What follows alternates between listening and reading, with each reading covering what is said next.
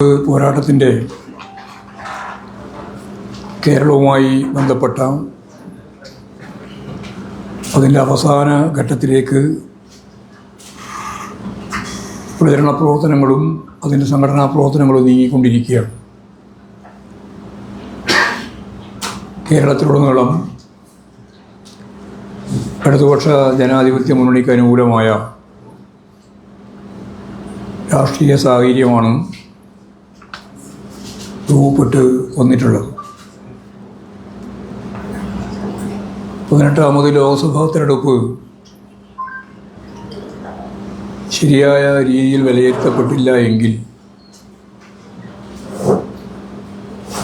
18ാം Lok Sabha തെരഞ്ഞെടുപ്പോടുകൂടി parliamentary വ്യവസ്ഥയുടെ ഭാഗമായിട്ടുള്ള തിരഞ്ഞെടുപ്പ് തന്നെ അതിൻ്റെ അവസാനത്തേതാവാനാണ് എന്ന ഗൗരവം 17 ലോക്സഭാ തെരഞ്ഞെടുപ്പിനും ഇല്ലാത്ത ഒരു കാര്യം ഇപ്പോഴും ഉണ്ട്.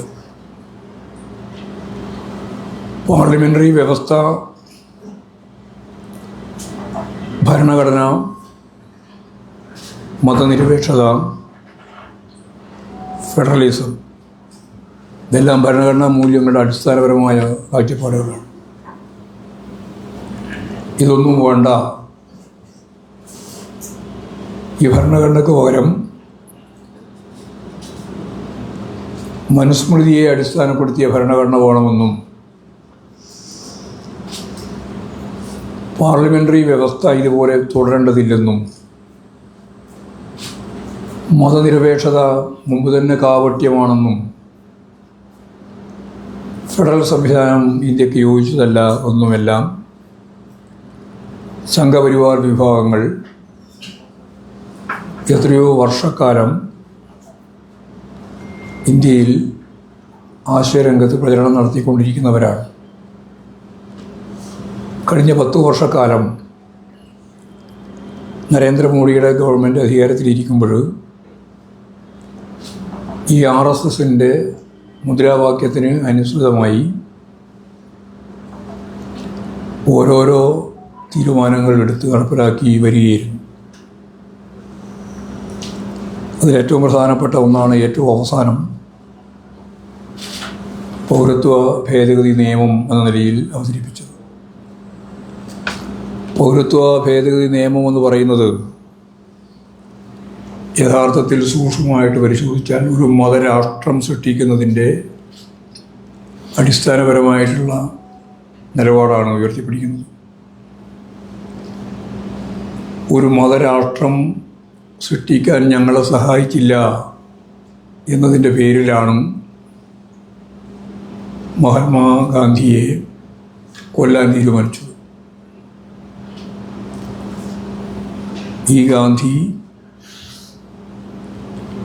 മുസ്ലിം ദേശീയതക്ക് ഒരു രാഷ്ട്രം കിട്ടി,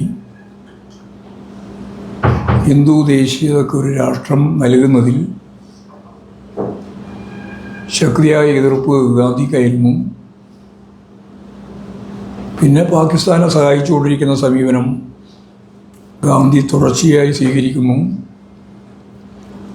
ഇങ്ങനെയുള്ള ഒരു പരിതസ്ഥിതിയിൽ ഈ ഗാന്ധി ഇതേ നില തുടർന്നാൽ വളരെ വ്യക്തമായിട്ട് ബർബാറ്റ സഹിതം നമ്മുടെ മുമ്പിൽ ഇപ്പോഴുണ്ട്. ഗോൾവാൾക്കറുടെ പ്രസംഗം മൗനമാക്കേണ്ടി വരുമെന്നാണ്, നിശബ്ദമാക്കേണ്ടി വരും എന്നാണ് അവർ ഉപയോഗിച്ചത്. അത് ഒരു ഹിന്ദു രാഷ്ട്രം സ്ഥാപിക്കാൻ RSSകാർ ഉയർത്തുന്ന ഹിന്ദുത്വ അജണ്ട 1923 സവാർക്കർ ആ മുദ്രാവാക്യം വെച്ചത്.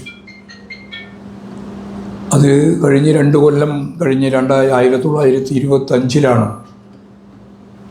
RSS രൂപീകരിക്കുന്നത്. ഏതാണ്ട് ഒരു 100-101 കൊല്ലമായി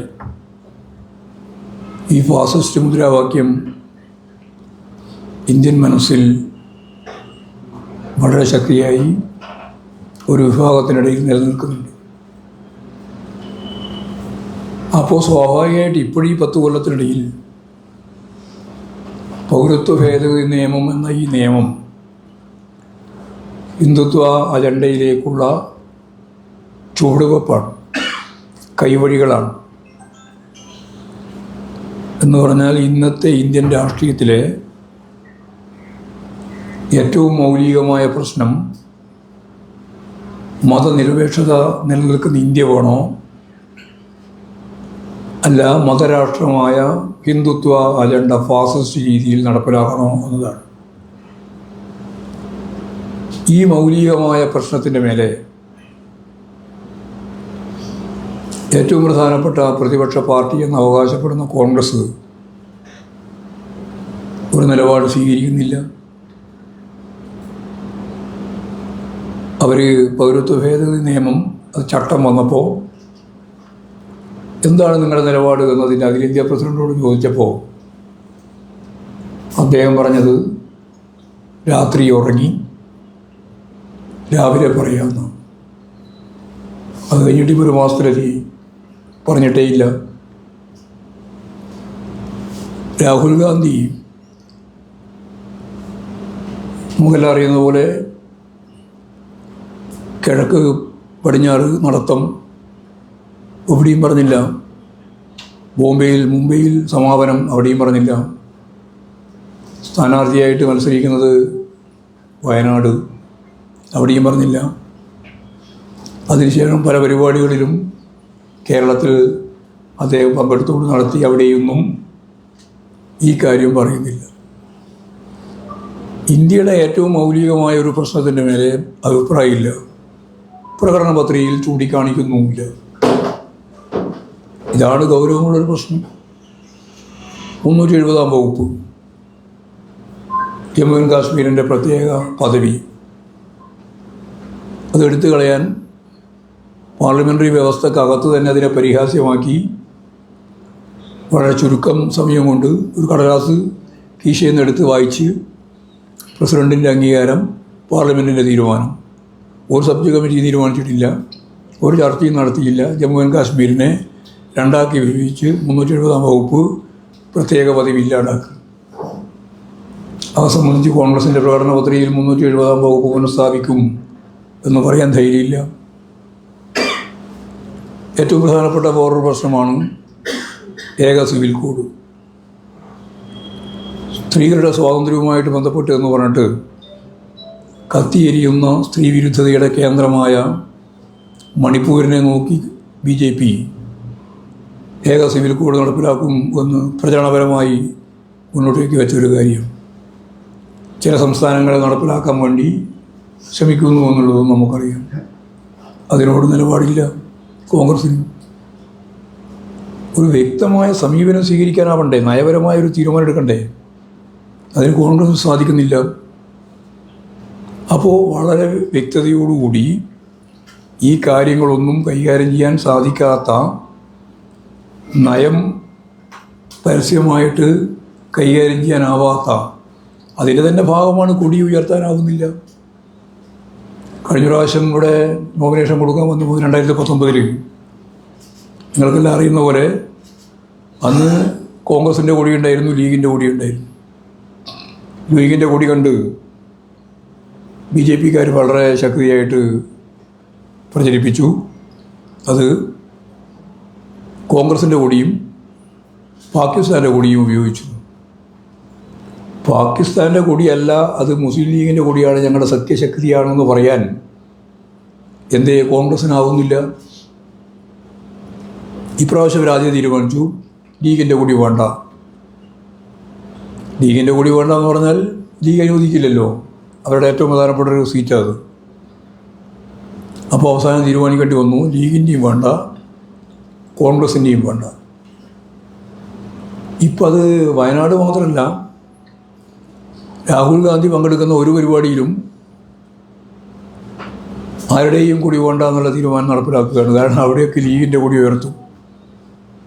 മാത്രമല്ല, ലീഗിൻ്റെ കൊടി ഉയർത്താൻ പറഞ്ഞാൽ അവർ 1.5 കൊടിയാണ് എടുക്കുക. സാധാരണ നീളവും വീതിയൊന്നും ലീഗിൻ്റെ കൊടിക്ക് പ്രശ്നമല്ല. അപ്പോൾ അതിങ്ങനെ വീശിക്കാണിക്കുന്ന ഒരവസ്ഥ, അതിന് മഴ പറയാനുള്ള ശേഷി BJPയെ പേടിച്ചവർക്കില്ല. ഫാസിസത്തെ തകർക്കാനും എതിർക്കാനും വേണ്ടി നിൽക്കുന്നു എന്ന് പറയുന്ന പാർട്ടിക്ക് BJPക്കെതിരായിട്ട് പറയേണ്ട പോട്ടെ, അവർ ഭയപ്പെട്ട് ആരെങ്കിലും കൊടി ഉപേക്ഷിക്കുന്നതിനെ സ്വീകരിക്കും. എന്ത് രാഷ്ട്രീയ നിലപാടാണ് ബാക്കിയുള്ളത്? സംഘടന എന്ന രീതിയിൽ ഈ കോൺഗ്രസിന് ഇപ്പോഴും സത്യം പറഞ്ഞാൽ ഒന്നുമില്ല. ഹിന്ദിയിൽ അവശേഷിക്കുന്ന ഒരേ ഒരു സംസ്ഥാനം മാത്രമേ ഉള്ളൂ, ഹിമാചൽ പ്രദേശ്. അവിടെ കഴിഞ്ഞ ഇപ്പോൾ ഇന്ത്യ മുന്നണിയുടെ ഭാഗമായിട്ട് തീരുമാനിച്ചു മധ്യപ്രദേശിൽ ഭോപ്പാലിൽ വലിയ പ്രകടനം നടത്തണം. കമൽനാഥ് പറഞ്ഞു ഇവിടെ പ്രകടനം വേണ്ട, ആര് നടപ്പിലാക്കാൻ? പിന്നെയാണ് പാറ്റ്നയിൽ പ്രകടനം നടന്നത്, പ്രകടന ബോധ്യവും. പിന്നെ ഡൽഹിയിലാണ് നടന്നത്. അപ്പോൾ ഞാനതിൻ്റെ വിശദീകരണത്തിലേക്കൊന്നും കടക്കാൻ ഉദ്ദേശിക്കുകയല്ല. സംഘടനാപരമായ കരുത്തോ നേതൃത്വ പാഠവുമോ ആശയപരമായ വ്യക്തതയോ ഒന്നും കൈവരിക്കാനാവാതൊരു അതും പെടുക. അവിടെ ഇതിനെല്ലാം നേതൃത്വം കൊടുത്ത് കെജ്രിവാളല്ലേ. അരവിന്ദ് കെജ്രിവാളിനെ അറസ്റ്റ് ചെയ്യണം, ലെറ്റർ പേഡിൽ എഴുതി കൊടുത്തു. ആയിരിക്കുന്നത് എന്ന് പറഞ്ഞിട്ട് മത്സരിക്കുന്നത് വയനാട്ടിൽ ഇടതുപക്ഷ സ്ഥാനാർത്ഥിക്കെതിരായിട്ട്. ജനറൽ സെക്രട്ടറി മത്സരിക്കുന്നതും കേരളത്തിൽ ആലപ്പുഴയിൽ. അപ്പോൾ യഥാർത്ഥത്തിൽ വാചകം മാത്രമാണ്. മാത്രമല്ല BJPയുടെ ഏറ്റവും പ്രമുഖനായ അതിൻ്റെ പ്രധാനമന്ത്രി ഇന്ത്യയുടെ വിവിധ മേഖലയിലുള്ള പ്രതിപക്ഷ നേതാക്കന്മാരെ ജയിലിലടച്ചിട്ട് നിങ്ങളിവിടെ എന്തേ EDയും ITയും ഒക്കെ പിണറായി വിജയൻ എന്ന മുഖ്യമന്ത്രിയെ ജയിലിലടക്കുന്നില്ല എന്ന ചോദ്യം അപക്വമായ രീതിയിൽ ചോദിക്കുകയാണ്. ഞങ്ങൾക്ക് ഭയപ്പെട്ടിട്ടൊന്നുമല്ല, ഇടതുപക്ഷ ജനാധിപത്യ മുന്നണിക്ക് ഭയമൊന്നുമില്ല. അശോക് ചൗഹാൻ കരഞ്ഞു പറഞ്ഞ പോലെ എനിക്ക് രാജ്യാടിസ്ഥാനത്തിലുള്ള നിലപാടെന്താണെന്നും ഒന്നും നോക്കാതെ ഇന്ത്യ മുന്നണിയെ തന്നെ പിറകിൽ നിന്ന് കുത്തുന്ന നിലപാടാണ് യഥാർത്ഥത്തിൽ രാഹുൽ ഗാന്ധി എടുത്തത്. അത് അപക്വമാണ് എന്ന കാര്യത്തിൽ യാതൊരു സംശയമില്ല. എന്ത് കേസിൻ്റെ അടിസ്ഥാന കാഴ്ചപ്പാടാണ്? അതുകൊണ്ട് ഒരു കേസും മുഖ്യമന്ത്രിയുടെ പേരിലില്ല. മുഖ്യമന്ത്രിയുടെ ചോദ്യം ചെയ്യാൻ തന്നെ സാധിക്കുന്ന ഒരു തെളിവ് അവർക്ക് കിട്ടിയിട്ടില്ല, ഒരു മൊഴി പോലും കിട്ടിയിട്ടില്ല. മൊഴി കിട്ടാൻ വേണ്ടി ഒരുപാട് കാര്യം സ്വർണത്തിൻ്റെ കടത്തുമായിട്ട് ബന്ധപ്പെട്ട് പറഞ്ഞാണ്. സ്വർണത്തിൻ്റെ ഒന്നാം പ്രതി നരേന്ദ്രമോദിയാണ്. ഇന്ത്യയിലെ താവളങ്ങളിൽ നിന്ന് സെൻട്രൽ ഗവൺമെൻറ്റാണ്, അല്ലാണ്ട് കേരളത്തിലെ ഗവൺമെൻറ് എന്താ ഉത്തരവാദി? അപ്പോൾ പിണറായി വിജയൻ എന്താണ് ഇതിനകത്ത് പങ്ക്? ഒരു പങ്കുമില്ല എന്ന് മനസ്സിലായപ്പോൾ എന്ത് തോന്നിയാസവും പറയുക, ഇലക്ഷൻ്റെ ഭാഗമായിട്ട് വോട്ട് കിട്ടാൻ എന്നുള്ള നിലപാട് നരേന്ദ്രമോദി ഒരു ഭാഗത്തെടുക്കുന്നു. അതിൻ്റെ ജൂനിയർ പങ്കാളിയായി രാഹുൽ. ഒരു പ്രധാനമന്ത്രിയെ പറ്റി ഒന്നും ഇങ്ങനെ പറയാൻ പാടില്ല. പക്ഷെ എന്താ ചെയ്യുക? ഇലക്ട്രിക് ബോണ്ടുമായിട്ട് ബന്ധപ്പെട്ട് സുപ്രീം കോടതിയുടെ കൃത്യമായ നിലപാട് പുറത്തു വന്നപ്പോൾ എന്താ ഉണ്ടായ? 8,500 കോടി റുപ്യയാണ് പേരും കള്ളന്മാരോട് വാങ്ങിയത്. ഞാൻ ഇപ്പോൾ ഓരോന്നോരോന്നും പറയുന്നില്ല, ഒരു കാര്യം ഞാൻ പറയാം. അത് നമ്മൾ കണ്ടില്ലേ? ഇതുപോലെ ആളുകളെ പിടിക്കാൻ വേണ്ടിയിട്ട് എന്തും ചെയ്യും. രാഷ്ട്രീയം മാറ്റാൻ വേണ്ടിയിട്ട് ഗുണ്ടാപ്പണി എടുക്കുന്നതും EDയും അതുപോലെ തന്നെ ITയും ഒക്കെ തന്നെയാണ്. സ്വതന്ത്ര ഈ ഏജൻസികളാണ്, സെൻട്രൽ ഏജൻസികൾ. ഇപ്പോൾ കോൺഗ്രസ്സിലുള്ള ആളുകളെ BJPയിലേക്ക് കൊണ്ടുപോകാൻ പണത്തോടൊപ്പം ഇതും കൊണ്ട് ഉൾപ്പെടെയുള്ള മേഖലയിൽ ഞങ്ങളെല്ലാം മുന്നോട്ടേക്ക് വന്നിട്ടുള്ളത്. അതുകൊണ്ട് ഈ ഓലപ്പാമ്പ് കാണിച്ചിട്ടൊന്നും ഭയപ്പെടുത്താൻ നടക്കേണ്ടിയില്ല. രാഷ്ട്രീയം പറയാൻ പഠിക്കണം. രാഷ്ട്രീയം ഇല്ലാതെ വ്യക്തിപരമായി കാര്യങ്ങൾ അവതരിപ്പിച്ച് ശുദ്ധ അസംബന്ധങ്ങൾ എഴുന്നള്ളിക്കുന്ന നിലപാടാണ് അഖിലേന്ത്യാ നേതൃത്വത്തിൻ്റെ ഭാഗമായിട്ട് ഇന്ത്യ രാജ്യത്തിൻ്റെ പ്രധാനമന്ത്രിയും അതുപോലെ തന്നെ ഈ പറയുന്ന രാഹുൽ ഗാന്ധിയും എടുക്കുന്നത്. നിലപാട് സ്വീകരിക്കുക.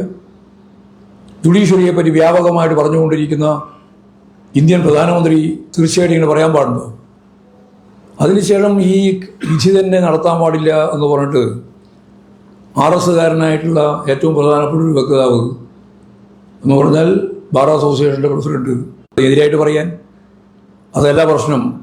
ഉടനെ ഇന്ത്യൻ പ്രധാനമന്ത്രി പറഞ്ഞു അതിൽ കാമ്പുണ്ട്. ഇലക്ട്രൽ ബോണ്ടിൻ്റെ ഭരണഘടനാ വിരുദ്ധത ചൂണ്ടിക്കാണിച്ച് അത് ക്യാൻസലാക്കിയത് ശരിയല്ല എന്ന് പറഞ്ഞ 600 വക്കീലന്മാരുടെ കത്തിൽ കാമ്പുണ്ട് എന്ന് ഇന്ത്യൻ പ്രധാനമന്ത്രി പറയാണ്. അപ്പോൾ എന്താ റേഞ്ച്? ഇന്ത്യൻ പ്രധാനമന്ത്രിയുടെ റേഞ്ച് എന്താ? ഗൗരവപൂർണമായ പരിശോധന വേണമെന്നാണ് എൻ്റെ അഭിപ്രായം. കാരണം തോക്കാൻ പോകുമ്പോൾ എന്തും പറയും, പ്രകോപനപരമായിട്ട് ഓരോന്നിനെയും കാണും. അതാണ് കോടതിയെ സംബന്ധിച്ച് പറഞ്ഞിട്ടുള്ള അദ്ദേഹത്തിൻ്റെ അഭിപ്രായം, വിധിയെപ്പറ്റി പറഞ്ഞിട്ടുള്ള അദ്ദേഹത്തിൻ്റെ അഭിപ്രായം. ഇതെല്ലാം ശക്തിയായിട്ട് എതിർക്കപ്പെടേണ്ടുന്ന കാര്യമാണെന്ന കാര്യത്തിൽ എനിക്ക് യാതൊരു സംശയമില്ല. ഇവർക്കൊന്നും വസ്തുതാപരമായിട്ട് ഒരു കാര്യവും പറയാൻ സാധിക്കുന്നില്ല. ഞാൻ നേരത്തെ പറഞ്ഞ പോലെ 370 വകുപ്പ് റദ്ദ് ചെയ്തത് തിരിച്ച് നൽകണം എന്നതും ഈ പറഞ്ഞ പൗരത്വ ഭേദഗതി നിയമം നടപ്പിലാക്കുന്നതിന് ഒരു തരത്തിലും അനുവദിക്കാത്ത ഉത്തരേന്ത്യയിൽ മുമ്പേ ഉണ്ട് മുസ്ലിങ്ങൾക്കെതിരായിട്ട്. ഇപ്പം ഗുജറാത്തിലെ കലാപം, വംശഹത്യ, മണിപ്പൂരിലെ വംശഹത്യ, ഇന്ത്യയിൽ എവിടെയും വംശഹത്യ നടത്താൻ സാധിക്കുന്ന ഒരു ഭൗതിക പശ്ചാത്തലമുണ്ട്. കാരണം ഭൂപ്രഭുത്വത്തിൻ്റെ മേലെ, ഫ്യൂഡൽ ജീർണതയുടെ മേലെ കെട്ടിപ്പൊക്കിയ മുതലാളിത്ത സമൂഹമാണ് ഇന്ത്യ. അതുകൊണ്ട് അന്ധവിശ്വാസം, ജാതീയമായ പിന്നോക്കാവസ്ഥ, അതുപോലെ തന്നെ ശാസ്ത്രവിരുദ്ധമായ നിലപാട്, ചരിത്രവിരുദ്ധമായ നിലപാടുകൾ, ഇതെല്ലാം നല്ലതുപോലെ യേശുന്ന ഒരു നാടാണ് ഇന്ത്യ. അത് ഇന്ത്യയിൽ ഏതെങ്കിലും സംസ്ഥാനം ഒഴിവാണെന്ന് ഞാൻ പറയുന്നില്ല. അതിശക്തിയായിട്ടുള്ള ശാസ്ത്രബോധത്തെ അടിസ്ഥാനപ്പെടുത്തിയിട്ടുള്ള നല്ല ക്യാമ്പയിൻ രാജ്യം മുഴുവൻ നടക്കാതിരുന്നത് ഫ്യൂഡൽ ജീർണതയ്ക്കെതിരായി ജനാധിപത്യ വിപ്ലവം, ബൂർഷ്വാ ജനാധിപത്യ വിപ്ലവം പോലും നടക്കാത്ത രാജ്യമാണ് ഇന്ത്യ എന്നുള്ളതുകൊണ്ടാണ് 47 ആഗസ്റ്റ് 15 ശേഷം ഇവിടെ അവരുമായി സന്ധിയായത്. അതിൻ്റെ ഭാഗമായിട്ട് ദുരന്തമാണ് ഇപ്പോൾ കാണുന്നത്. അങ്ങനെ മുസ്ലിം വിരുദ്ധ, ക്രിസ്ത്യൻ വിരുദ്ധ കടന്നാക്രമം ഉത്തരേന്ത്യയിൽ വിവിധ രീതിയിൽ നടക്കുകയാണ്. അതിൻ്റെ ഒപ്പം കോൺഗ്രസ്സിന് യഥാർത്ഥത്തിൽ ഹിമാചൽ ഏതാണ്ട് അവസാനത്തിൻ്റെ യാത്രയാണ് ആ ഗവൺമെൻറ്റിൻ്റെ.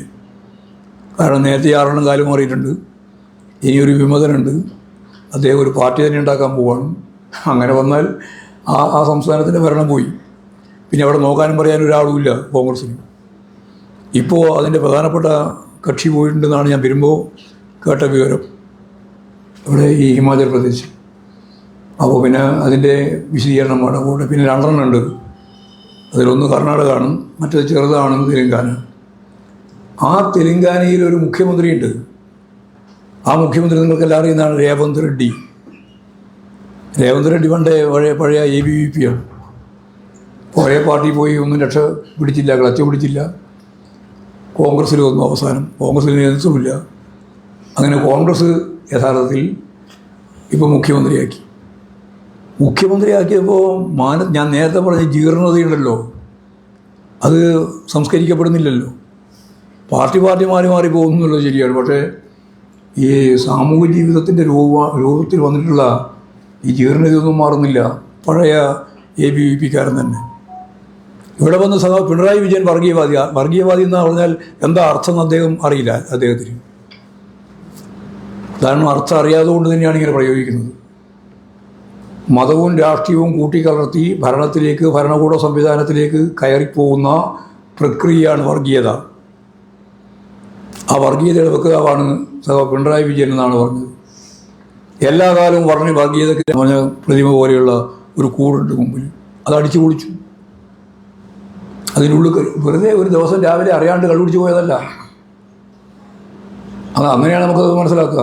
500 ആളുകൾ ജാതിയായിട്ട് വന്നിട്ട് ഇരച്ച് കയറി ആ സ്കൂൾ മുഴുവൻ തല്ലിപ്പിട്ട് അടിച്ച് ജയ് ശ്രീരാം വിളിപ്പിച്ചു. മനസ്സിലായില്ലേ? ഇതൊക്കെ ഈ കോൺഗ്രസിൻ്റെ ഗവൺമെൻറ് നിലനിൽക്കുന്ന സംസ്ഥാനത്തിലുള്ള ചിത്രമാണ്. 100 കണക്കിന് കാവി വസ്ത്ര യൂണിഫോമായിട്ട് എടുത്തിട്ടുള്ള ആളുകളാണ് കയറി വന്നത്. ഇലക്ട്രൽ ബോണ്ട് CPIM വാങ്ങി എന്ന് ഇന്നലെ പത്രസമ്മേളനത്തിൽ പറഞ്ഞു VD സതീശൻ. ഞാൻ ഇന്നലെ ആലപ്പുഴ ഉണ്ടായിരുന്നു, ആലപ്പുഴ ജില്ലയുടെ ഒരു ഭാഗത്ത്. അപ്പോൾ എന്നോട് പത്രക്കാർ പറഞ്ഞു ഇലക്ട്രൽ ബോണ്ട് CPIM വാങ്ങിയിട്ടുണ്ട്, എനിക്ക് തെളിവുണ്ട് എന്ന് പറഞ്ഞു. അതിൻ്റെ പരിഹാസ്യത അല്ല ഞാൻ പറയുന്നത്, എന്താണെന്നറിയാം, ജാള്യതയാണ്. VD സതീശൻ എന്ന പ്രതിപക്ഷ നേതാവ് ഉൾപ്പെടെയുള്ള കോൺഗ്രസ്സിന് ജാള്യതയാണ്. ഇലക്ട്രൽ ബോണ്ടിൻ്റെ ഭാഗം 8,500 കോടി രൂപയോളം BJP വാങ്ങി. ഏതാണ്ട് 2,000 കോടി രൂപ കോൺഗ്രസും വാങ്ങി. ഈ 2,000 കോടി രൂപ വാങ്ങിയത് പറയാതെയാണ് രാഹുൽ ഗാന്ധി പ്രസംഗിക്കുന്നത്. കൊള്ളയടിയ അദ്ദേഹം ഉപയോഗിച്ച മലയാളത്തിൽ ഉപയോഗിച്ച പടിയായി കൊള്ളയടി. ഇവിടെ 8,500 കോടി രൂപ അവർ വാങ്ങിയിരിക്കുന്നു, 2,000 കോടി രൂപ ഞാനും വാങ്ങിയിരിക്കുന്നു പറയണ്ടേ? ഞങ്ങൾ വാങ്ങിയത് ശരിയായില്ല, അങ്ങനെ ശരിയാണെന്നും നിർമ്മലാ സീതാരാമൻ ഇന്ന് പറഞ്ഞിട്ടുണ്ട്. ഞങ്ങൾ അധികാരത്തിൽ വന്നാൽ വീണ്ടും ഇലക്ട്രൽ ബോർഡ് കൊണ്ടുവരും. നല്ല മതിരല്ലേ? കോടാനുകോടി രൂപ ഒരു ചിലവില്ലല്ലോ. അത് ഇടിയും അതുപോലെ തന്നെ IT എല്ലാം കൂടി ചേർന്നുണ്ടാക്കുന്നില്ലേ? അവരാണല്ലോ ഗുണ്ടാ പിരിവ് നടക്കുന്നത്. എന്നിട്ട് അതിന് ഇനിയും കൊണ്ടുവരും, ചില മാറ്റങ്ങളൊക്കെ വരുത്തുന്നതാണ്. അത് സുപ്രീം കോടതിയോടുള്ള വെല്ലുവിളിയല്ലേ? നേരത്തെ നരേന്ദ്രമോദിയെ പറ്റി പറഞ്ഞ പോലെ തന്നെ ഇപ്പോൾ ധനകാര്യ വകുപ്പ് മന്ത്രി പറയാണ്, ഞാൻ പറയാൻ ശ്രമിക്കുന്നത് അതൊന്നുമല്ല, ഇലക്ട്രൽ ബോണ്ടിൻ്റെ പ്രശ്നം രാജ്യസഭയിൽ വന്നപ്പോൾ അതിനെ നിശിതമായിട്ട് എതിർത്ത അന്നത്തെ രാജ്യസഭാ മെമ്പറാണ് സഖാവ് സീതാറാം യെച്ചൂരി. അന്ന് MP ആയിരുന്നു. അതിനുശേഷം അത് കൈകാര്യം ചെയ്തുകൊണ്ട് സ്റ്റേറ്റ് ബാങ്ക് ഓഫ് ഇന്ത്യ ഒരു പ്രത്യേക നമ്പർ കൊടുത്തുകൊണ്ട് രജിസ്റ്റർ ചെയ്യണം എന്ന് പറഞ്ഞപ്പോൾ രജിസ്റ്റർ ചെയ്യാതെ കമ്മ്യൂണിസ്റ്റ് പാർട്ടിയാണ് CPIM രജിസ്റ്റർ ചെയ്തിട്ടില്ല. പിന്നെ ഞങ്ങൾക്ക് ഇലക്ട്രൽ ബോണ്ട് കിട്ടി എന്ന് ഈ VD സതീശൻ പറയുന്നതിന് തെളിവുണ്ടെങ്കിൽ ആ തെളിവ് ഹാജരാവട്ടെ. എന്ത് തോന്നിയാസം പറയാം, എന്ത് വിവരക്കേട് വീഴ്ന്നടിക്കുക, എന്നിട്ട് വെല്ലുവിളിക്കുക. തെളിവുണ്ട്, ഞാൻ പറഞ്ഞ തെളിവുണ്ടെങ്കിൽ ആ തെളിവ് പുറത്തു കൊണ്ടുപോവാ. ആ തെളിവ് പുറത്തു കൊണ്ടുവന്നാൽ VD സതീശൻ പറയുന്ന കാര്യം എന്താണോ അത് ചെയ്യുക. കമ്മ്യൂണിസ്റ്റ് പാർട്ടിയെ വെല്ലുവിളിക്കുക. എന്ത് തോന്നിയാസവും നിങ്ങൾക്ക് ചെയ്യാൻ പറ്റും. എന്നിട്ട് ഞങ്ങളും അതിൻ്റെ ഭാഗമാണ്. നിങ്ങൾ കുത്തക മുതലാളിമാരുടെ ചെലവിൽ പ്രവർത്തിക്കുന്ന പാർട്ടിയാണ് കോൺഗ്രസും BJPയും. അതിപ്പോൾ ഒന്നുമല്ല, പണ്ടേ അതെ. നിങ്ങളുടെ ഉത്ഭവം മുതൽ അങ്ങനെയാണ്. ഞങ്ങൾ ജനങ്ങളുടെ ചെലവിൽ പ്രവർത്തിക്കുന്ന, ജനങ്ങൾക്ക് വേണ്ടി പ്രവർത്തിക്കുന്ന പാർട്ടിയാണ് CPIM. അത് ജനങ്ങളുടെ ചെലവിൽ തന്നെയാണ്. നിങ്ങൾ കുത്തക മുതലാളിമാരുടെ ചെലവിൽ പ്രവർത്തിക്കുന്നു, കുത്തക മുതലാളിമാർക്ക് വേണ്ടി. ഞങ്ങൾ ജനങ്ങൾക്ക് വേണ്ടി പ്രവർത്തിക്കുന്നു, ജനങ്ങളുടെ ചെലവിൽ. ഇതാ വ്യത്യാസം. ആ വ്യത്യാസം പറയുമ്പോൾ അയ്യോ ജാള്യത കൊണ്ട് CPIM വാങ്ങിയിട്ടുണ്ട് ഇലക്ട്രൽ ബോണ്ട് എന്ന് പ്രചരണം നടത്തുകയാണ്. അതാ ഞാൻ പറഞ്ഞ ഒറ്റ പദവിയും ഉപയോഗിക്കാനുള്ള അസംബന്ധം. വെല്ലുവിളിയാണെങ്കിൽ ആ വെല്ലുവിളി ഞാൻ ഏറ്റെടുത്തിരിക്കുന്നു. പരസ്യമായിട്ട് പറയട്ടെ എന്താ തെളിവെന്ന്. ആ തെളിവ് കൊണ്ടുവന്നാൽ സതീശൻ പറയുന്ന കാര്യം ചെയ്യാം. എന്ത് കാര്യമായാലും പറയട്ടെ, കൊണ്ടുവരട്ടെ തെളിവ്. വളരെ പ്രധാനപ്പെട്ട വേറൊരു കാര്യം, നിങ്ങൾക്ക് രാഷ്ട്രീയമില്ല. ഇപ്പോൾ ശൈലജ ടീച്ചർ കേരളത്തിൽ മാത്രമല്ല ലോകം മുഴുവൻ അറിയപ്പെടുന്ന ഒരു ആരോഗ്യ വകുപ്പ് മന്ത്രിയായിട്ട് പ്രവർത്തിച്ചതിൻ്റെ നല്ല അംഗീകാരം വാങ്ങിയിട്ടൊരു അന്നത്തെ ക്യാബിനറ്റിലും അതെ, ഇപ്പോൾ ഞങ്ങളുടെ പാർട്ടി സെൻട്രൽ കമ്മിറ്റി മെമ്പറുമാണ്, MLA ആണ്, ഇപ്പോൾ മത്സരിക്കുകയാണ് വടകര. ഷാഫി പറമ്പിലവിടെ പോയ ആദ്യം വിചാരിച്ചത് ഒരു ജാടിയിലുണ്ടാക്കിയിട്ട് വടകര ജയിക്കാമെന്നാണ്. കുറച്ച് ദിവസം കഴിഞ്ഞപ്പോൾ മനസ്സിലായി അതൊന്നും നടക്കാൻ പോകുന്നില്ല. പിന്നെ രാഷ്ട്രീയം വിട്ട് ഏറ്റവും പ്രധാനപ്പെട്ട പുതിയൊരു മേഖല കണ്ടെത്തിയിരിക്കുകയാണ് യൂത്ത് കോൺഗ്രസ്. യൂത്ത് കോൺഗ്രസ് സംസ്കാരത്തിൻ്റെ ഭാഗമായിട്ടൊരു പുതിയ ശാഖ. അതെന്താ? അശ്ലീലം. മോർഫ് ചെയ്ത പടം ശൈലജൻ്റെയും അതുപോലെ തന്നെ പിണറായിൻ്റെയും എന്നിട്ട് കുടുംബ ഗ്രൂപ്പിലേക്ക് അയച്ചു കൊടുക്കുക. വീഡിയോ കൊടുക്കുന്നത് മാത്രമൊന്നുമല്ല, വീഡിയോയിൽ അതിൻ്റെ ഒരു താഴെ പണിയാണ് തെറ്റായിട്ട് കാര്യങ്ങൾ അവതരിപ്പിക്കുന്നത്. സൈബർ അക്രമത്തിൻ്റെ ഭാഗമായിട്ട് അശ്ലീലാണ്. ഈ അശ്ലീലം വെച്ച് KK ശൈലജ ടീച്ചറെ അപകീർത്തിപ്പെടുത്താം എന്നാണ് ഇവർ ആലോചിക്കുന്നത്. 68 വയസ്സായി, 50 കൊല്ലക്കാലത്തെ രാഷ്ട്രീയ പാരമ്പര്യമുണ്ട്. ശേഷിയുള്ളൊരു കേഡറുമാണ് ശൈലജ, നേതാവുമാണ്. ആ ശൈലജയെ വടകരയിലെ സ്ഥാനാർത്ഥിയും UDFും പ്ലാൻ ചെയ്ത് അശ്ലീലത്തിലേക്ക് നീക്കാനാണ് ശ്രമിക്കുന്നത്. നിങ്ങളുടെ രാഷ്ട്രീയം പോയി. എന്നിട്ട് ആദ്യം പറഞ്ഞ് ഗോവിന്ദൻ്റെ ബോംബാണ്. അപ്പോൾ ഇപ്പോൾ മനസ്സിലായി ഗോവിന്ദൻ്റെ ബോംബല്ല, യൂത്ത് കോൺഗ്രസിൻ്റെയും അതുപോലെ തന്നെ യൂത്ത് ലീഗിൻ്റെയും അറിയപ്പെടുന്ന ആളുകൾ ഉൾപ്പെടെയാണ് ഇപ്പോൾ കേസിൻ്റെ ഭാഗമായിട്ട് വന്നത്. അപ്പോൾ ഇന്ന് തരംതാണ് ഒരു രാഷ്ട്രീയം. അത് നമ്മൾ ഹസനും പറഞ്ഞിട്ടുണ്ട്. ഞങ്ങളൊക്കെ കോൺഗ്രസ് ചെയ്യുന്നു എന്നുള്ളത് ഇവരെല്ലാം പൂർണ്ണമായ പിന്തുണ ഈ അശ്ലീല പ്രചരണത്തിന് നൽകുന്നുണ്ട്. VD സതീശൻ ഉൾപ്പെടെയുള്ള ആളുകൾ. ഇവർക്കെല്ലാം എന്താ പറ്റിപ്പോയതെന്ന് കനികോലു സിദ്ധാന്തത്തിൻ്റെ ഭാഗമായിട്ട് വന്ന എന്തോ ഒരു വിധിയലിനാണെന്നാണ് എൻ്റെ ഒരു തോന്നൽ. അല്ലാണ്ട് സാധാരണ രീതിയിൽ ഇങ്ങനെ വരേണ്ട കാര്യമില്ല. പറഞ്ഞോ, അപ്പോൾ മതിയാക്കാലോ അല്ലേ? ഇത്രയും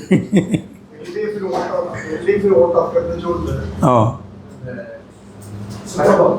പരസ്യം പ്രസിദ്ധീകരിച്ച സുപ്രഭാതം പത്രം യൂത്ത് ലീഗ് പ്രവർത്തകരാണ് കേട്ടത് കത്തിച്ചു. അതെ, അത് പത്രസ്വാതന്ത്ര്യത്തിനെതിരായിട്ട് നിങ്ങൾ മാധ്യമങ്ങളാണ് പ്രമേയം പാസ്സാക്കേണ്ടത്. ഞങ്ങൾക്ക് എന്താ അതിനകത്ത് കാര്യം? ഞങ്ങളെല്ലാ കാലത്തും മാധ്യമ സ്വാതന്ത്ര്യത്തിന് വേണ്ടി പ്രവർത്തിക്കുന്നവരാണ്.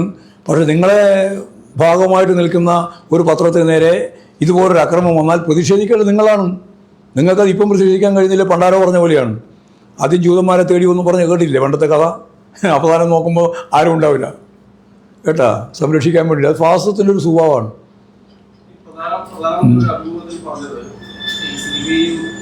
സ്വതന്ത്ര ഏജൻസികളാണ് 90 കോടി രൂപ നിക്ഷേപകർക്ക് തിരിച്ചു കൊടുക്കാനുള്ള ശ്രമമാണ് ലീഗ് നടത്തുന്നത്. അല്ല, അത് ഞങ്ങൾ തന്നെ മുഴുവൻ പൈസ കൊടുത്ത് തിരിച്ചു കൊടുക്കുകയെന്നല്ലേ. ഇപ്പം തിരിച്ചു കൊടുത്തല്ലോ. ആ കരുവണ്ണൂർ ബാങ്കിൽ ഒരു പ്രശ്നം ഇപ്പോഴില്ല. ബാങ്കിൽ 9,000-ലധികം ആളുകൾക്കുള്ള ഡെപ്പോസിറ്റുകൾ തിരിച്ചു കൊടുത്തിട്ടുണ്ട്. 1,00,000 വരെയുള്ളത് കൊടുത്തു കഴിഞ്ഞിട്ടുണ്ട്. 50,000 1,00,000 വരെയുള്ളത്. പിന്നെ ബാക്കിയുള്ളവർക്ക് 3 മാസം കൂടുമ്പോൾ കൃത്യമായിട്ട് പലിശ കൊടുക്കുന്നുണ്ട്. അവിടെ ഒരു പ്രശ്നം വഴിയില്ല. ഇപ്പോൾ അവിടെ 10 കോടി രൂപ തിരിച്ചടവുണ്ടായിട്ടുണ്ട് ഒറ്റ മാസം, മാർച്ചിൽ മാത്രം. അതുകൊണ്ട് കരുവന്നൂർ ബാങ്ക് കരുവന്നൂർ പ്രശ്നമുള്ള കാര്യമല്ല. ഇവൻ്റെയും ഓരോരുത്തരുടെയും തലയിലാണുള്ളത് പ്രശ്നം. അല്ലാണ്ട് വേറെ കരുവന്നൂർ തോന്നിയിരിക്കുന്നു. കരുവന്നൂർ പ്രശ്നമൊന്നുമില്ല. വേറെ അത് LDF എന്താ കാര്യം? അതെ, സഭാ തർക്കം എങ്ങനെ പരിഹരിക്കേണ്ടത്? അത് സുപ്രീം കോടതിയല്ലേ കൈകാര്യം ചെയ്തത്. അത് ഇങ്ങനെ വെറുതെ ചോദ്യം ചോദിച്ചാൽ പോരല്ലോ. വെറുതെ ആവശ്യമില്ലാതെ ചോദ്യം ചോദിച്ചാൽ എന്താ കാര്യം? അത് പ്രധാനമന്ത്രി ഒന്നും പറയാതെ നേരത്തെ പറഞ്ഞില്ലേ, ശ്രീകൃഷ്ണൻ്റെ കയ്യിലേക്ക് മറ്റേ പൊതി കൊടുത്താൽ അത് കേരളത്തിലെ സുപ്രീം കോടതി, ഇന്ത്യയിലെ സുപ്രീം കോടതി അതിന് പേരെ കേസെടുക്കുമെന്ന് ചോദിച്ച പ്രധാനമന്ത്രിയല്ലേ? അത് പറഞ്ഞാൽ മനസ്സിലായില്ലേ? അതാ പ്രധാനമന്ത്രി. അതാ ഞാൻ പറഞ്ഞ ചീപ്പാണെന്ന് വെറുതെ പറഞ്ഞല്ല. സാധാരണ RSകാരൻ്റെ ശൈലിയാണ് ഉപയോഗിക്കുന്നത്. ആണ് തീരുമാനിക്കുന്നത്. ഏകപക്ഷീയമായിട്ട് നടപ്പിലാക്കാനാവാത്തതാണ് തോന്നുന്നു. മാത്രം കൊണ്ട് കാര്യം നടപ്പിലാക്കാൻ പറ്റില്ല. ആവശ്യമായ ചർച്ചയും അതിനടിസ്ഥാനപ്പെടുത്തിയിട്ടുള്ള പരിശോധനയും ആവശ്യമായ ഇടപെടലും ഒക്കെ ചേർത്തുകൊണ്ട് മാത്രമേ പരിഹരിക്കാൻ പറ്റുള്ളൂ. അതിനെ കുറച്ച് സമയം പിടിക്കും.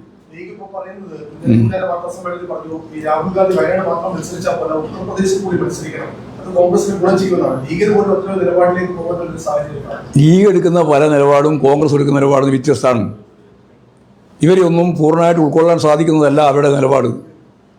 അത് ഒരു കാര്യത്തിൽ മാത്രമൊന്നുമല്ല. ഇന്ത്യ സഖ്യത്തിലെ പ്രധാനപ്പെട്ട 2 കക്ഷികളാണ് കോൺഗ്രസും അതോടൊപ്പം മുഖ്യ പങ്ക് വഹിക്കുന്നതാണ് CPM. ഇതിൽപ്പെടുന്ന 2 പേർ, അതായത് രാഹുൽ ഗാന്ധി, പിണറായി പ്രധാനമന്ത്രി നേതാവാണ്. അപ്പൊ ഇവർ തമ്മിൽ പരസ്പരം ആരോപണങ്ങൾ ഇങ്ങനെ പല കാര്യങ്ങൾ പറഞ്ഞു. ഞങ്ങൾ ഒരു പരസ്പര ആരോപണം ഞങ്ങൾ ഉന്നയിക്കുന്നില്ല. കഴിഞ്ഞ ദിവസം മുഖ്യമന്ത്രി പ്രസംഗിക്കുന്ന സമയത്ത് ഒരു പദം ഉപയോഗിച്ചില്ലായിരുന്നേ ഉള്ളൂ. അതിന്റെ ഘട്ടം വരെ എത്തി രാഹുൽ ഗാന്ധി മുൻപ് വിളിച്ചുകൊണ്ടിരുന്ന ഒരു കാര്യമുണ്ട് എന്നുള്ള കാര്യം പറഞ്ഞില്ല എന്ന് പറഞ്ഞു. അത് പറഞ്ഞിട്ടില്ല. പ്രധാനമന്ത്രി അതേ കാര്യം അദ്ദേഹത്തിന്റെ പ്രസംഗത്തിൽ പറഞ്ഞിരിക്കുന്നത്. അതായത് താൻ പോലും ഉപയോഗിക്കാത്ത രീതിയിലാണ് ഇന്ത്യ മുന്നണിയിലെ കക്ഷികൾ തമ്മിൽ അടിച്ചുകൊണ്ടിരിക്കുന്നത്. ഇതിനെ എങ്ങനെ വിശ്വസിക്കും? ഞാൻ വിശ്വസിക്കുന്ന കാര്യത്തിൽ ഒരു കാര്യം പറയാം. കമ്മ്യൂണിസ്റ്റ് പാർട്ടി ഓഫ് ഇന്ത്യ മാർക്സിസ്റ്റും കേരളത്തിലെ ഇടതുപക്ഷ ജനാധിപത്യ മുന്നണിയും കോൺഗ്രസിൻ്റെ നിലപാടുകളെല്ലാം അംഗീകരിച്ചു പോകുന്ന ഒരു പാർട്ടിയാണെന്നാണോ ധരിച്ചത്?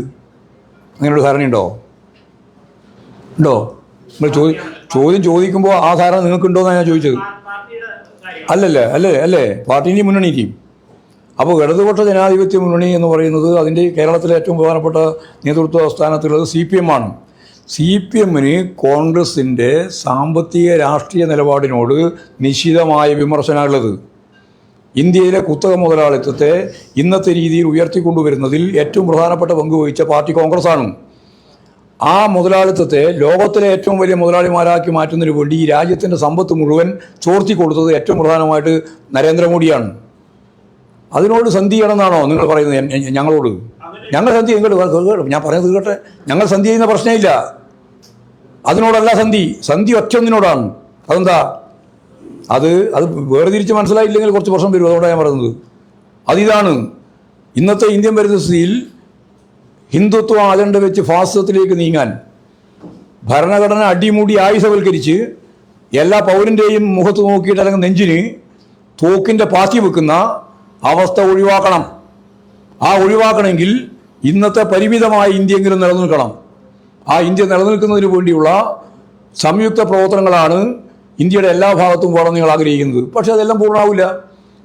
അങ്ങനെ പൂർണ്ണമാവാത്ത ഒരു സംസ്ഥാനമാണ് കേരളം, മറ്റൊന്നാണ് ബംഗാൾ, മറ്റൊന്നാണ് പഞ്ചാബ്. ഒരുപാട് സംസ്ഥാനത്തിൽ സാധിക്കുന്നില്ല. ഞങ്ങൾ കണ്ടത് ഒറ്റ കാര്യമാണ്, കോൺഗ്രസ് ഉൾപ്പെടെയുള്ളവർ, കോൺഗ്രസിനെ ഒഴിവാക്കിയിട്ടല്ല, കോൺഗ്രസ് ഉൾപ്പെടെയുള്ളവർ BJP വിരുദ്ധ വോട്ട് ചോർന്നു പോവാതെ ഓരോ നിയോജക മണ്ഡലം കണക്കിലെടുത്തിട്ട് ഒരു മണ്ഡലത്തിൻ്റെ കൃത്യമായ കണക്കെടുത്തുകൊണ്ട് അവിടെ ആര് മത്സരിച്ചാലാണ് ജയിക്കുക, ആരുടെ മത്സരത്തിൽ നിന്നാണ് മുഴുവൻ വോട്ടും BJP വിരുദ്ധ വോട്ട് മുഴുവൻ ആർജിക്കാനാവുക എന്ന് നോക്കിയിട്ട് ഓരോ യൂണിറ്റ് ആയിട്ട് എടുക്കണം സംസ്ഥാനം.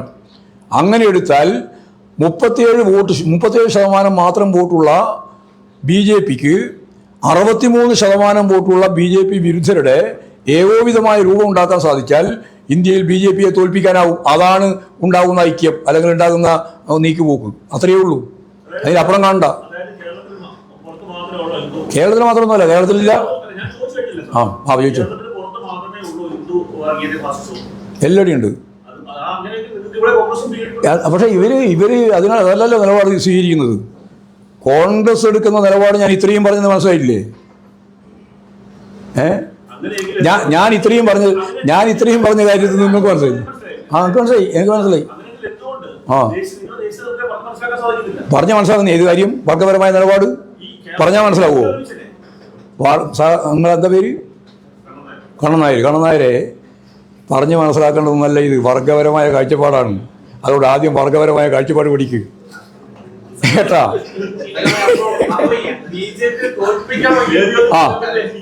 BJP തോൽപ്പിക്കണം. പോണം. അതിന് പറഞ്ഞു അവിടെ പൂർണ്ണാവൂലാന്ന് വ്യക്തല്ലേ? അതുകൊണ്ട് പൂർണ്ണാവൂലാന്ന് വ്യക്തല്ലേ? പിന്നെ അതുകൊണ്ട് അല്ല, കോൺഗ്രസിന്റെ മാത്രമൊന്നുമല്ല, ഈ കേരളത്തിലെ ഈ ഇടതുപക്ഷ പാർട്ടികൾ, പ്രാദേശിക പാർട്ടികൾ, കോൺഗ്രസിനേക്കാളും സീറ്റ് നേടുന്ന പ്രാദേശിക പാർട്ടികളല്ലേ കഴിഞ്ഞ പ്രാവശ്യം നമ്മൾ കണ്ടത്? അതല്ലല്ലേ ചേർന്ന് മുമ്പോട്ടേക്ക് വരുന്നത്? അതുകൊണ്ട് വേറെ വേണ്ട, നമുക്ക് പ്രാദേശിക കോൺഗ്രസ് എവിടെയെങ്കിലും ഐക്യം ഉണ്ടാക്കിയോ? നിങ്ങൾ വെറുതെ ഇങ്ങനെ പറഞ്ഞുകൊണ്ടിരിക്കുന്നുണ്ട്. ഞാൻ പിന്നെ പറയാൻ സമയമില്ല. തമിഴ്നാട്ടിൽ ഐക്യം ഉണ്ടാക്കിയതാരാ? കോൺഗ്രസ്സാ? അവിടെ കോൺഗ്രസ് ഉണ്ടോ വല്ലതും കാര്യമായിട്ട്? അവിടെ DMK ആണ്. ഡൽഹിയിൽ ഐക്യം ഉണ്ടാക്കിയതാരാ? ആരാ? ആം ആദ്മി പാർട്ടിയാണ്. ബീഹാറിൽ ഐക്യം ഉണ്ടാക്കിയതാരാ? RJD ആണ് അല്ലേ? UP ഐക്യം ഉണ്ടാക്കിയതാരാ? SP ആണ്. കോൺഗ്രസ് ഐക്യം ഉണ്ടാക്കിയത് എവിടെയാ? നിങ്ങൾ ഞാൻ പറയുന്നത് കേൾക്ക്. നിങ്ങൾ ഓരോന്നോരോന്ന് എടുത്ത് പരിശോധിച്ച് നോക്ക്. ഞങ്ങൾക്ക് ഇതിൻ്റെ എല്ലാം മുഴുവൻ കണക്കുണ്ട്. അല്ലല്ല, ഞങ്ങൾ കാഴ്ചപ്പാട് കേരളത്തിൽ BJP ഇല്ലല്ലോ. BJPക്കെതിരല്ലേ ഇതെല്ലാം പറഞ്ഞുകൊണ്ടിരിക്കുന്നത്. ഇവിടെ BJP ഒരു പ്രധാനപ്പെട്ട ഫോഴ്സേ അല്ല. ഇവിടെ BJP 3ാം സ്ഥാനത്തിന് വേണ്ടി മത്സരിക്കുകയാണ്. 10 എണ്ണം കിട്ടുന്നെല്ലാം പറയുന്നുണ്ടല്ലോ. അങ്ങനെ ഞാനങ്ങനെയൊന്നും പറയുന്നില്ല. കോൺഗ്രസിന്റെ വർഗപരമായ നിലപാടാണ് ഇതിന്റെ അടിസ്ഥാനം. അവരെ നിലപാട് ഞാൻ നേരത്തെ പറഞ്ഞില്ലേ, സമ്പന്നർ കൂടുതൽ സമ്പന്നരാകുക, ദരിദ്രരെ കൂടുതൽ ദരിദ്രരാക്കുക എന്നുള്ളതാണല്ലോ നിലപാട്. മുതലാളിത്ത പ്രതിസന്ധി അതിന്റെ ഫലമായിട്ടല്ലേ ഉണ്ടാകുന്നത്. അത് തന്നെയാണ് കോൺഗ്രസിന്റെയും BJPയുടെയും നിലപാട് തന്നെയാണ്. അത് മൗലികമായ പ്രശ്നമായിട്ട് നിൽക്കുമ്പോഴും ജനാധിപത്യ സംവിധാനത്തിന് വേണ്ടിയുള്ള പോരാട്ടത്തിൽ കോൺഗ്രസിനെ കൂടുതൽ ഉപകരണമായിട്ട് ഉപയോഗിക്കാൻ പറ്റും തന്നെയാണ് CPIയും കാണുന്നത്. അതിന് ഞങ്ങൾക്ക് തർക്കമൊന്നുമില്ല. അത് കേരളത്തിൽ ആവശ്യമില്ല, ഞങ്ങൾ തന്നെ ഇവിടെയുണ്ട്. പിന്നെ ഇതിനാ കോൺഗ്രസ് ഒരു ഇടതുപക്ഷ പ്രസ്ഥാനത്തിന്റെ വ്യക്തതയോടുകൂടി ബദൽ നയം മുന്നോട്ടേക്ക് വെക്കാൻ കഴിയുന്ന ഏറ്റവും പ്രധാനപ്പെട്ട ഇടതുപക്ഷ രാഷ്ട്രീയ പ്രസ്ഥാനത്തിന്റെ കരുത്തുള്ളൊരു നാട്ടിൽ ഇവിടെ കോൺഗ്രസിനെ പരീക്ഷിക്കേണ്ട യാതൊരു കാര്യമില്ലല്ലോ. ഇവിടെ CPM ഇടതുപക്ഷ ജനാധിപത്യ മുന്നണി ഉണ്ട്. ആരോപണമൊന്നുമല്ല, പണം കൊടുക്കാൻ വേണ്ടി നടന്നത് തന്നെ. പിന്നെ വെറുതെ ഒരാൾ പിന്നെ മറ്റേ കച്ചവടത്തിനാ പോയാടാ, കള്ളു കച്ചവടത്തിനാ പോയെ. പണം കണ്ടെത്തുമില്ലോ. അപ്പൊ തന്നെ മോട്ടോർ സൈക്കിളുകാരൻ പോയിട്ടില്ലേ? ഓ, അത് മനസ്സിലായി. അവിടെ ആളുകൾ പിടിച്ചു വെച്ചപ്പോ തന്നെ 2 മോട്ടോർ ബൈക്കുകാരുണ്ടായിരുന്നു. ആ 2 മോട്ടോർ ബൈക്കുകാരും അതിലെ പണം കൊണ്ടുപോയേ. ആ പിടിക്കട്ടെ എന്ന് നിങ്ങൾ വേറാവണ്ട. ഒരു കാര്യം ഞാൻ പറയാം, കേരളത്തിലെ കോളനികളിൽ പണം കൊടുത്ത് വോട്ട് പിടിക്കുക എന്നുള്ളത് നടക്കാൻ പോകുന്നില്ല. അത്രേ ഞാനിപ്പോൾ പറയുന്നുള്ളൂ. എന്തുകൊണ്ടാണ് ചോദ്യം ചോദിച്ചാൽ ഞാൻ പറയാൻ പറ്റുള്ളൂ. അത് കാര്യം ചോദ്യമില്ലല്ലോ. ചോദ്യം ഇല്ലാതിരിക്കുന്നതിൻ്റെ അടിസ്ഥാനം എനിക്കറിയാം. ഇന്നും നടത്തിയ പോലീസ് നടപടി LDF ഓ? LDF സ്ഥാനാർത്ഥി കെ സുകുമാർ അടക്കം പരസ്യം വന്നിട്ട് പോലീസ് നടപടി ശരിയായിരുന്നില്ല. ആ അവിടെ ഒരു തെരഞ്ഞെടുപ്പ് നടക്കുകയാണ്. ആയിക്കോട്ടെ. ഒരു സെൻസിറ്റീവ് ആയിട്ടുള്ള ഇഷ്യൂ ആണ്. അങ്ങനെ പോലീസ് കൈകാര്യം ശരിയായിരുന്നു. ശരിയായില്ല. നടപടി ശരിയല്ല. അങ്ങനെ ഇതിൽ വെറുതെ ആവശ്യമില്ലാതെ സംഘർഷം ഉണ്ടാക്കേണ്ട വല്ല കാര്യമുണ്ടോ? ശരിയായ രീതിയിൽ കൈകാര്യം ചെയ്ത് പോകല്ലേ കൊണ്ട് പോലീസ്. നിങ്ങൾ പറഞ്ഞതുകൊണ്ട് അതാ ഞാൻ പറഞ്ഞത്. ഞാൻ വണ്ടിയിൽ വരുമ്പോൾ കണ്ട ഒരു വാർത്ത കണ്ടതാണ്. ഇല്ല 20 സീറ്റ് ചെയ്യും. ഓ ആ അല്ല അത് പറയാം വരട്ടെ. അത് നമ്മൾ നോക്കാം. 20 സീറ്റ് ചെയ്യും.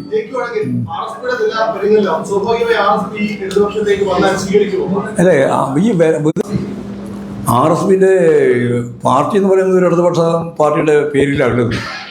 പക്ഷെ ഇവിടെ എടുത്തുകൊണ്ടിരിക്കുന്ന നിലപാടുകളൊന്നും വലതുപക്ഷത്തുനിന്നും വ്യത്യസ്തമല്ല. മനസ്സിലായില്ലേ?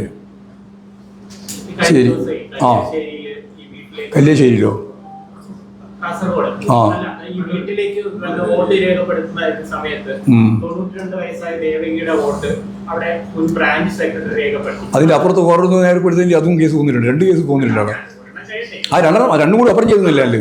അതാണ് ഇതിൽ ഒന്ന് മാത്രമാക്കേണ്ട കാര്യം. മനോരമക്കാരൻ ഒറ്റൊന്നേ ഉള്ളൂ. അതിലപ്പുറത്തുള്ള മറ്റേ പറയില്ല. അത് നിങ്ങൾ ഓരോരുത്തരും അതുകൊണ്ട് ഞാൻ രണ്ടും പറഞ്ഞു.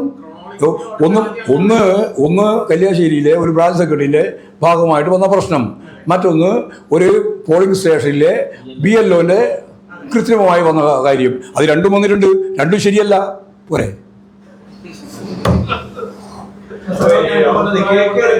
ആ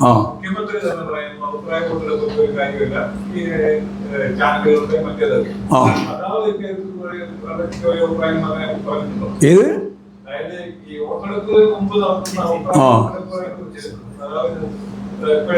എനിക്ക് നല്ല അഭിപ്രായമുണ്ട്. കാരണം ശുദ്ധ അസംബന്ധം വർഗപരമായി തീരുമാനിച്ച് പണം കൊടുത്തുണ്ടാക്കുന്ന റിപ്പോർട്ടാണ്. വേറെ എന്താ പറയുക? 20 സീറ്റും ജയിക്കുന്ന മനോരമയില്ല ആളുടെ മനോരമക്കാരൻ പറഞ്ഞില്ലേ? ഇല്ലേ? 20 സീറ്റും ജയിക്കൂല. അത് മനോരമ പറഞ്ഞിട്ടില്ലെങ്കിലല്ലേ അത്ഭുതം. ഞാൻ അത്ഭുതപ്പെട്ട് ഒന്ന് കിട്ടുമെന്ന് പറഞ്ഞാൽ അത് മനോരമയുടെ താല്പര്യം വെച്ചുകൊണ്ട് മനോരമ ഉണ്ടാക്കിയിരിക്കുന്നു. കോൺഗ്രസിൻ്റെ ഏറ്റവും പ്രധാനപ്പെട്ട ഔദ്യോഗിക പത്രമാണ് മനോരമ. അപ്പോൾ മനോരമക്ക് പിന്നെ അങ്ങനെ പറയാതിരിക്കാൻ പറ്റുമോ? അല്ലെങ്കിലും കേരളത്തിലെ മാധ്യമങ്ങളെല്ലാം കമ്മ്യൂണിസ്റ്റ് വിരുദ്ധ നിലപാടാണ് പ്രധാനമായിട്ട് എടുക്കുന്നത്. വലതുപക്ഷ നിർമ്മിതിക്ക് വേണ്ടിയുള്ള ആശയ കൈകാര്യം ചെയ്യുന്ന ലോകത്തിലെ ഏറ്റവും പ്രധാനപ്പെട്ട ഈ മാധ്യമ ശൃംഖലയാണ് കേരളത്തിൽ. അതിൻ്റെ ഏറ്റവും പ്രധാനപ്പെട്ട ഒരു കാര്യമാണ് കമ്മ്യൂണിസ്റ്റ് വിരുദ്ധത. രണ്ടും കൂടി അതിന് ചാമ്പ്യനാണ് മനോരമ. മനോരമയുടെ മാതൃഭൂമിയത് ഏഷ്യാനെറ്റ് ഇതൊക്കെ അങ്ങനെയാണ്. അതിനൊക്കെ ഞാൻ പറഞ്ഞുതരാം. പറയണോ? ഞാൻ പറഞ്ഞുതരാം. അതായത് ഇനിയിപ്പോൾ അത് പറയാണ്ട് പോകേണ്ടതില്ലല്ലോ. അതായത് ലോകത്ത് മൂലധനത്തിൻ്റെ എല്ലാം ലക്ഷ്യം എന്നാണ്. കോസ്റ്റ് എക്കണോമിക്സ് എല്ലാ മൂലധനത്തിൻ്റെയും ലക്ഷ്യം എന്താ? ലാഭം, കൂടുതൽ ലാഭം അല്ലേ? എന്നാൽ കൂടുതൽ ലാഭം വന്ന മൂലധന ലക്ഷ്യത്തോടൊപ്പം താൻ പ്രദാനം ചെയ്യുന്ന വർഗത്തിൻ്റെ നിലപാടിന് ആവശ്യമായ ആശയ നിർമ്മിതി, ഞാൻ ഒന്നുകൂടി പറയാം, താൻ പ്രദാനം ചെയ്യുന്ന വർഗത്തിൻ്റെ നിലനിൽപ്പിന് വേണ്ടിയുള്ള ആശയ നിർമ്മിതിക്ക് വേണ്ടി മാധ്യമങ്ങളാണ് ഫലപ്രദമായി പ്രവർത്തിക്കുന്നത്. അത് മുതലാളിത്ത മൂലധനത്തിൻ്റെ ഭാഗമാണ്. അപ്പോൾ ലോകത്ത് ഒരേ ഒരു ദൗത്യം, സാധാരണ കൂടുതൽ ലാഭം എന്നുള്ളതിൽ നിന്ന് വ്യത്യസ്തമായി മനുഷ്യ സമൂഹത്തിൻ്റെ മനസ്സിൽ, അല്ലെങ്കിൽ സാധാരണ നമ്മൾ പറയുന്നത് എന്താ, മേലെയുള്ള പറയില്ലേ, അടിസ്ഥാനപരമായിട്ടുള്ള ഒരു ചിത്രമുണ്ട്, അതിന് മേലെയുണ്ട് സൂപ്പർ സ്ട്രക്ചർ, ഉപരിഘടന. ആ ഉപരിഘടനയിൽ ആശയങ്ങൾ നിർമ്മിക്കുന്നതിന് വേണ്ടി ആശയ നിർമ്മിതി നടത്തുന്നതിന് മുതലാളിത്ത താല്പര്യത്തിൻ്റെ ഭാഗമായി അവരുടെ വർഗ താല്പര്യം സ്ഥിരമായിട്ട് സൂക്ഷിക്കാൻ വേണ്ടി അവർ തന്നെ നിക്ഷേപിക്കുന്ന പണത്തിൽ നിന്നാണ് ഈ മാധ്യമ മൂലധനം ഉപയോഗിക്കുന്നത്. സിമ്പിളായിട്ട് ഞാൻ പറഞ്ഞത്. ഇത്രയും സിമ്പിളായിട്ട് മനസ്സിലായില്ല പിന്നെ പറഞ്ഞ കാര്യം. ഇനിയും സിമ്പിളായിട്ട് പറയണോ? ഒന്നുകൂടി പറയാം. ഞാൻ പറയാം. അല്ല മതിയായി. അപ്പം ഞാൻ പറഞ്ഞ മതി ഇത്രയാണ്. അതായത് ധനമൂലധന ശക്തികൾക്ക് കേട്ടോ, ധനമൂലധന ശക്തികൾക്ക് അവരുടെ ലാഭം മാത്രമല്ല, ലാഭത്തിൻ്റെ ഒപ്പം ആശയ നിർമ്മിതി കൂടി അവരുടെ ലക്ഷ്യമാണ്. ആ അതിന് മുമ്പ് ഉമാ തോമസിനും അതുപോലെ തന്നെ KK അതിന് മുമ്പ് ഇങ്ങനെ ഉണ്ടായില്ല. ഇല്ല ഇല്ല ഇല്ല ഇല്ല പരാതിയൊന്നും ഉണ്ടായില്ല.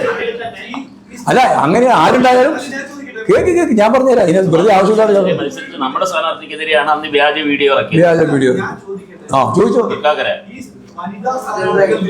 ആ ആ അല്ല അല്ല ഇടതൊന്നും മതി, വെറുതെ പറഞ്ഞുകൊണ്ടിരിക്കുക. എന്താണ് തോന്നി? ഞങ്ങൾ ഒരു തരത്തിലുള്ള ആക്രമണം നടത്തിയില്ല. CPIM-ന്റെ ഭാഗമായിട്ട് ഏതെങ്കിലും വനിതാ സ്ഥാനാർത്ഥിയോ വനിതാ നേതാവിനോ എതിരായി ഒരു സൈബർ ആക്രമണവും നടത്താൻ ഞങ്ങൾ ആഗ്രഹിക്കുന്നില്ല, ആഗ്രഹിച്ചിട്ടില്ല, നടത്തുന്നില്ല. ഇനി ആരെങ്കിലും അതിന്റെ പേര് നടത്തിയില്ല, അതൊക്കെ ശരിയല്ല. ഞങ്ങൾ പണ്ടേ പറഞ്ഞത്. ഇനി ഈ മൂലധനത്തെ പറ്റി ആയിരിക്കും സംശയം ഉണ്ടെങ്കിൽ പറയണോ? ആ മനസ്സായി. കാരണം അത് മൂലധനം അല്ല. ആര് കൊല്ലത്ത് ഭൂരിപക്ഷം കൊണ്ടു, തിരുവനന്തപുരത്ത് ഭൂരിപക്ഷം പറയണ്ടേ? അല്ലേ?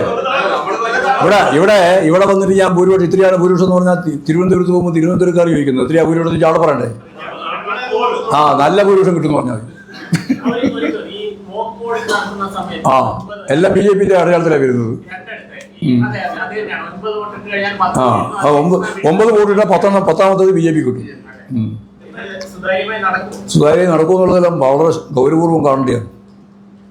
ഇപ്പോഴേ ശ്രദ്ധിച്ചോളണം. അതിലെ മാധ്യമങ്ങളുടെ പ്രധാനപ്പെട്ട പണിയാണ്. മറ്റേതാണെങ്കിലും ഇത് കുത്തമുതലാളിത്തത്തിൻ്റെ താല്പര്യം സംരക്ഷിക്കാൻ വേണ്ടിയിട്ടുള്ള ആശയ നിർമ്മിതിയാണ് നിങ്ങൾ നടത്തുന്നതെങ്കിലും ഒരു പത്രം എന്ന രീതിയിലുള്ള ചില ഭാഗങ്ങളെങ്കിലും കൈകാര്യം ചെയ്തില്ലെങ്കിൽ നിങ്ങൾക്ക് നിൽക്കാൻ പറ്റില്ല. ഇതൊരു പൊതുവായ സ്വത്താണെന്ന് പറഞ്ഞിട്ടാണ് നിങ്ങളിത് നടത്തുന്നത്. മനസ്സിലായില്ലേ?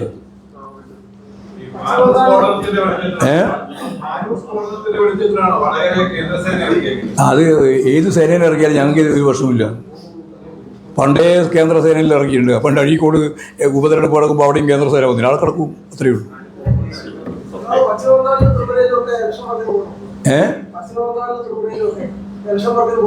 ആര്? ഞാൻ ഇവിടെ തന്നെ പൂർത്തിയായില്ല. എന്നിട്ട് വേണ്ടി ഞങ്ങൾ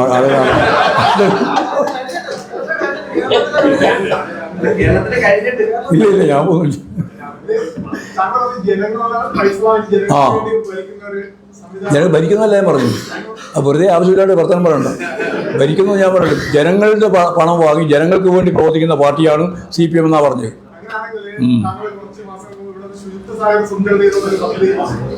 ശുചിത്വ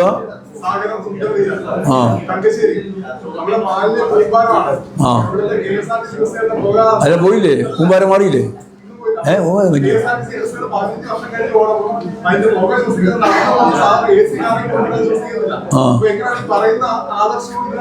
എന്നാ എനിക്ക് മനസ്സിലായില്ല ചോദ്യം. എനിക്ക് ചോദ്യം മനസ്സിലായി. KSRTC പാർട്ടി തമ്മിൽ എന്ത് ബന്ധം? വെറുതെ അവിടെ ചോദ്യം ചോദിക്കുക. ഞാൻ പറഞ്ഞതൊന്നുകൂടി ആവർത്തിക്കാം. Communist party of India Marxist ജനങ്ങൾക്ക് വേണ്ടി പ്രവർത്തിക്കുന്ന പാർട്ടി എന്ന നിലയിൽ ജനങ്ങളുടെ ചെലവിൽ പ്രവർത്തിക്കണം എന്നാണ് പറഞ്ഞത്. അതിന് KSRTC കൂന എന്നോട് പറഞ്ഞിട്ട്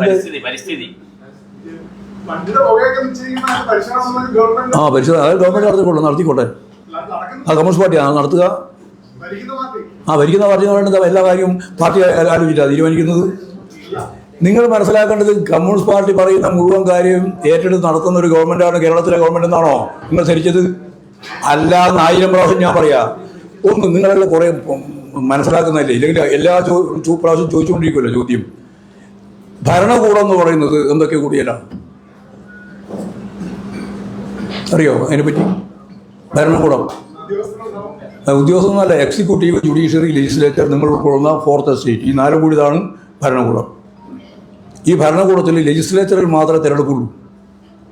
എക്സിക്യൂട്ടീവും ജുഡീഷ്യറിയും 4th എസ്റ്റേറ്റും നിലവിലുള്ളത് തുടരുകയാണ്.